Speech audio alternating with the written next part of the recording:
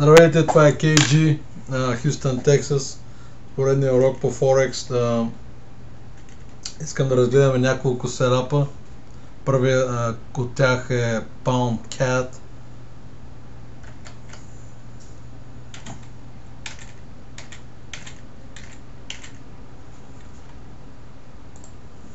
Pound Cat имаме хубав пинбар от 1.75, 1.75 area. В момента сме на дневен режим. Цената стига до 1.7530 и се връща обратно за един ден до другия край, което е 1.78500, 300 пипа разлика, и затваря на 1.7789. С кога очаквам в момента да стане цената да се върне обратно, както виждаме вече е започнала в момента, когато това предаване в България 2 часа към 2 часа сутринта, цената се връща и най-вероятно очаквам да намери сапорт на 38,2 ретрейсмент от цената на тази цена. Освен това, тук имаме и нещо друго, имаме pivot area, което е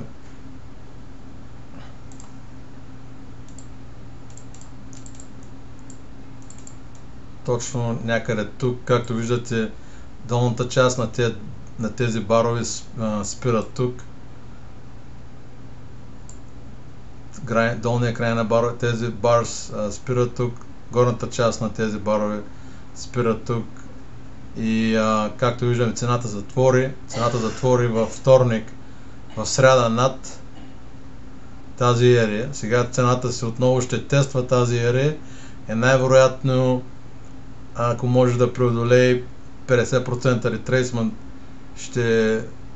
цената ще пътува към 1.800 нивото. Може да вземете buy stop от върха на този пин-бар, който е 1.7833 плюс спреда, което е към 8 или 10 пипа, и първия лот да излезе на 1.7833 до 1.7875, 40 пипа профит, след като цената затвори над, и ако затвори над 50%, може да се вземе профит до да се цели профит за 1.8 нивото. Другата валута, която искам да разгледаме, е долар франк. Имаме пин-бар от друго ниво, което е също много съществено, 1.10. Искам да видим дали има някакъв divergence на MACD, нещо особено. Всъщност съвсем малък divergence. Цената тук се движи, MACD линията е права, на цената линията слиза надолу. Има divergence, разлика между краищата на цената и краищата на MACD. Значи има малък divergence. След това имаме основно ниво 1.10.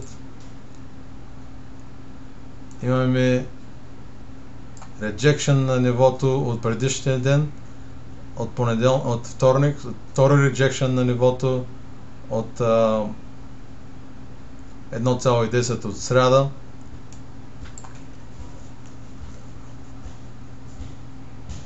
Може да вземете buy над тази ерия, тези три края тук, които формират доста солиден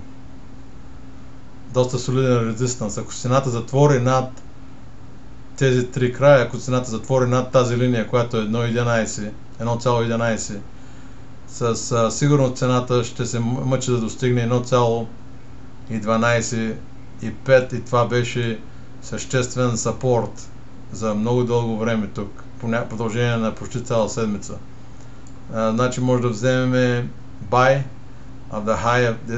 от високата част на този бар 1,1099 плюс 10-15 пипа 1,11 10-15 и може да взимаме профит да търсим профит на този новия резистанс, който е на това ниво, което е 1,1250. Това беше всичко за днес. Приятен трейдинг!